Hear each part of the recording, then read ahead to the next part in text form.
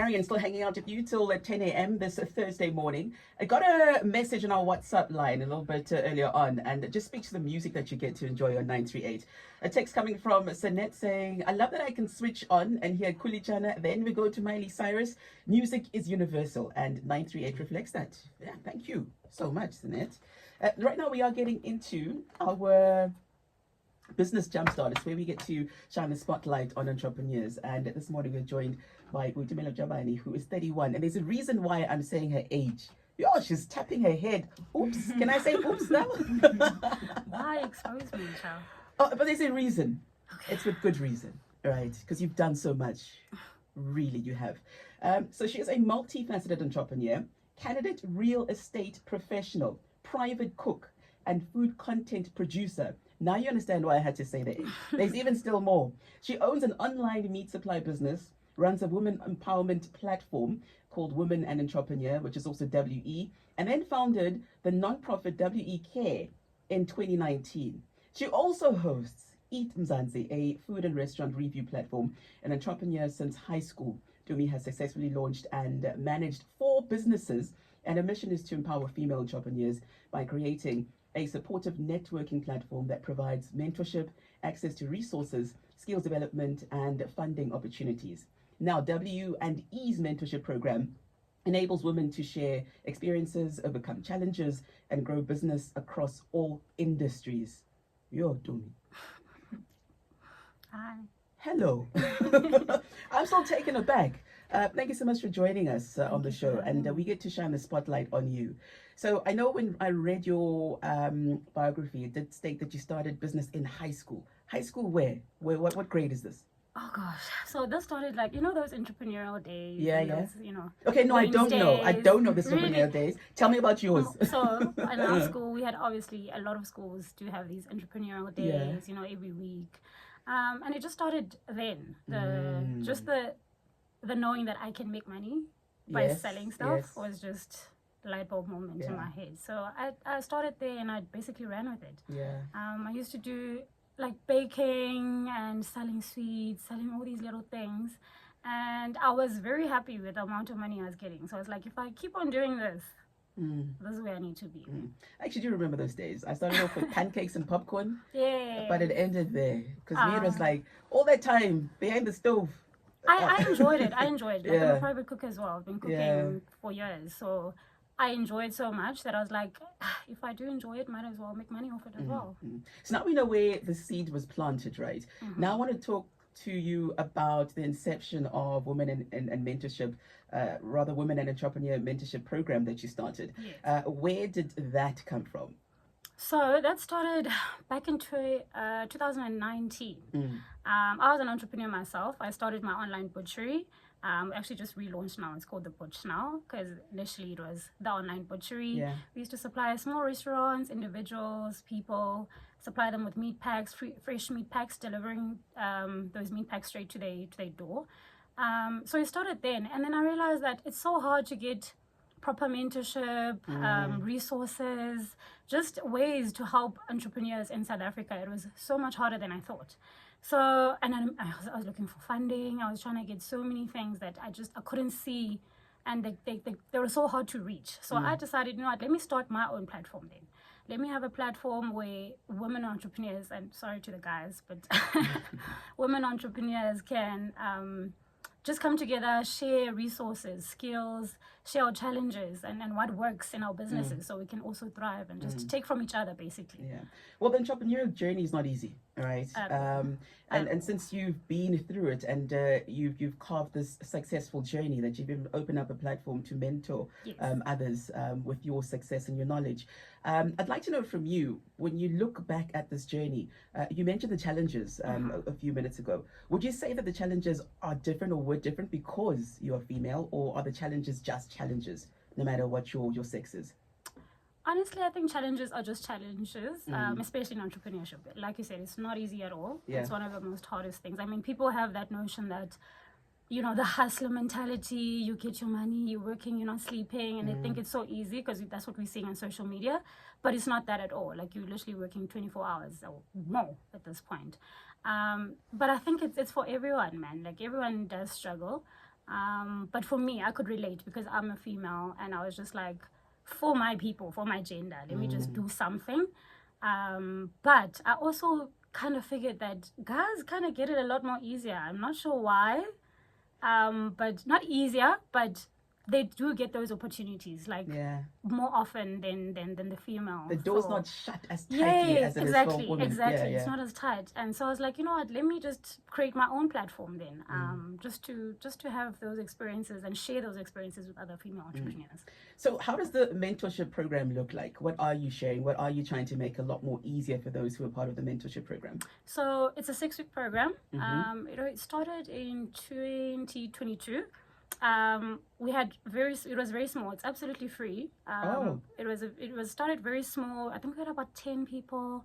Then it grew. Last year we had about 25 female entrepreneurs. It's online based. We basically have a 6-week program, and every week we speak about a different subject, like personal branding, marketing your business, how to make sure that your business is profitable, finances, how to handle your finances, because most people have businesses because you're trying to eat, but you need to be able to know the difference between your business and you just trying to survive. Yeah. So we try to incorporate a lot of different subjects to help businesses. I mean, mental health is one of them as well, because I always preach mental health. It's one of the most important things. If you're not okay, you're not going to be able to do anything successfully. So yeah. I like the fact that you ended with the word successfully. Yes. I'd like to know, some of the stories, or at least one story that you can go to and share with us, a success story from this mentorship program, because you do such things to bring about success. Yes. You want to see the growth.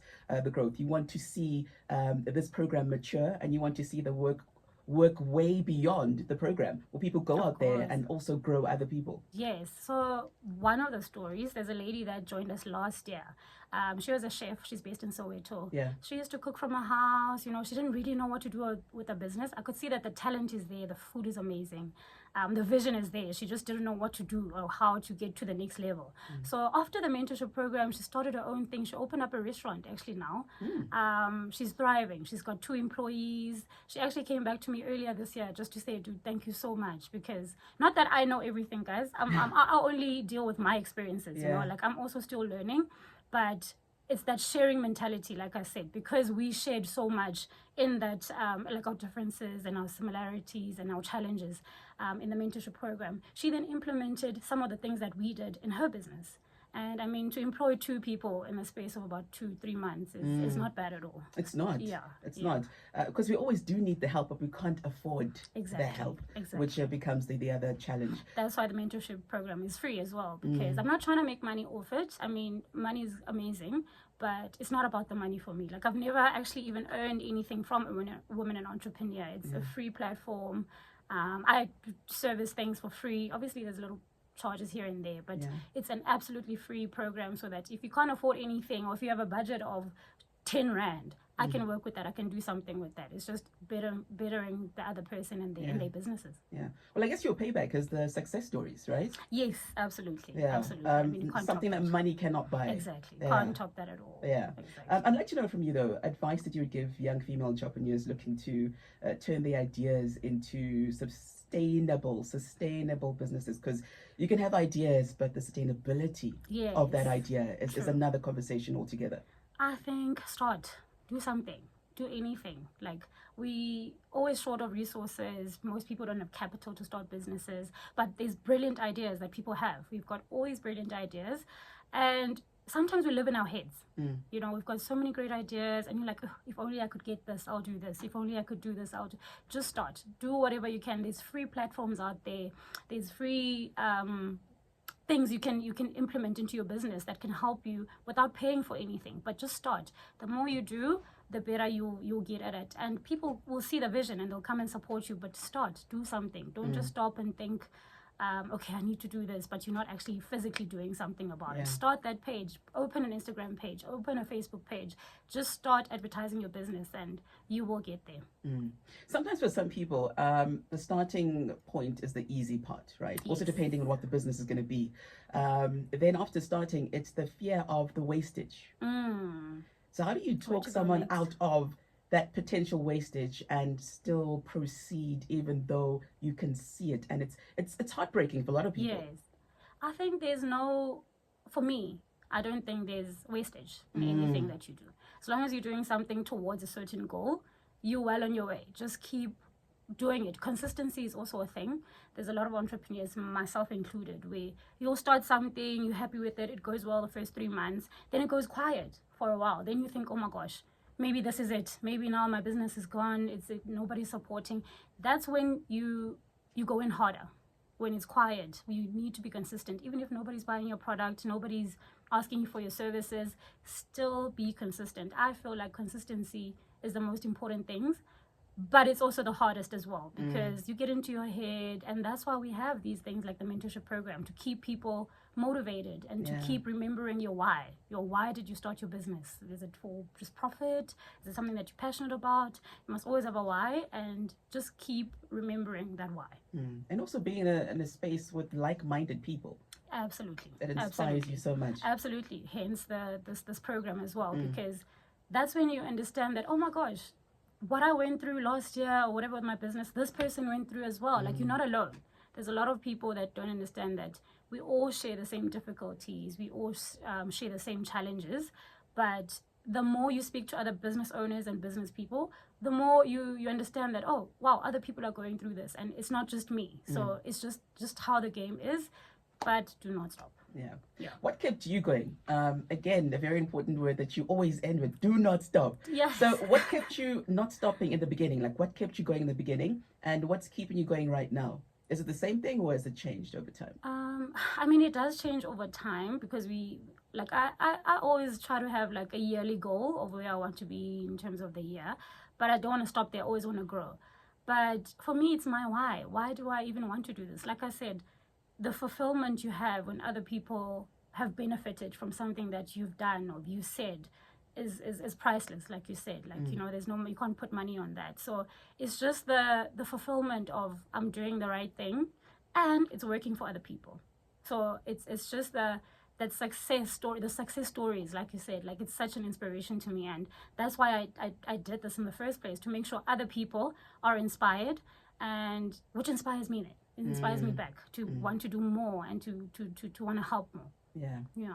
I'm going to end off with this one right here. When it comes to being an entrepreneur, some people say, don't add too many things, right? Just stick to a couple and keep that going, keep growing that. What would your advice be?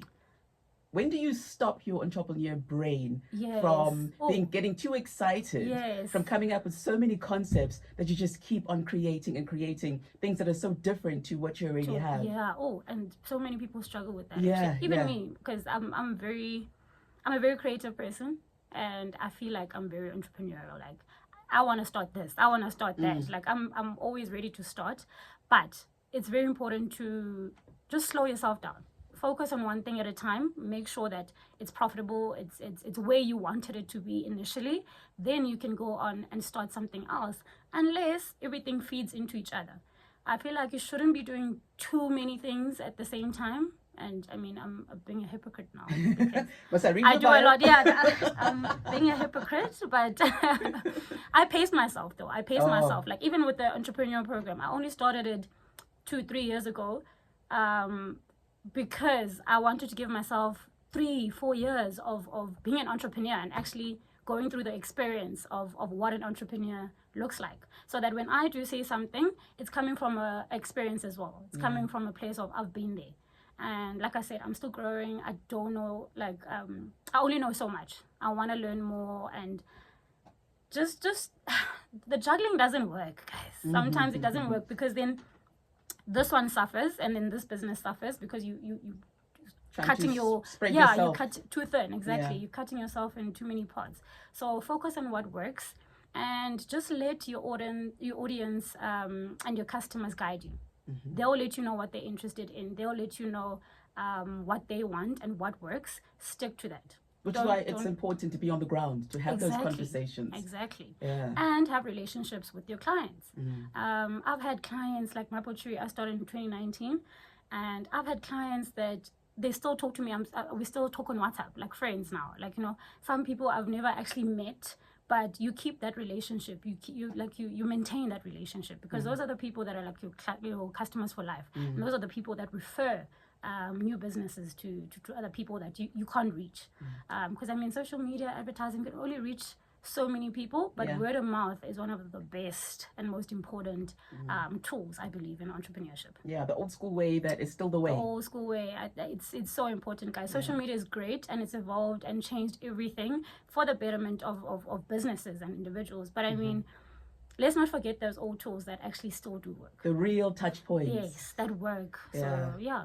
Oh, on that note, Boitumelo, thank you so much for your time. I've been left inspired. You know, at 31, you've achieved so much, and there's still a lot more to go. I'm pretty sure there's some idea that you want to tap on. Ideas.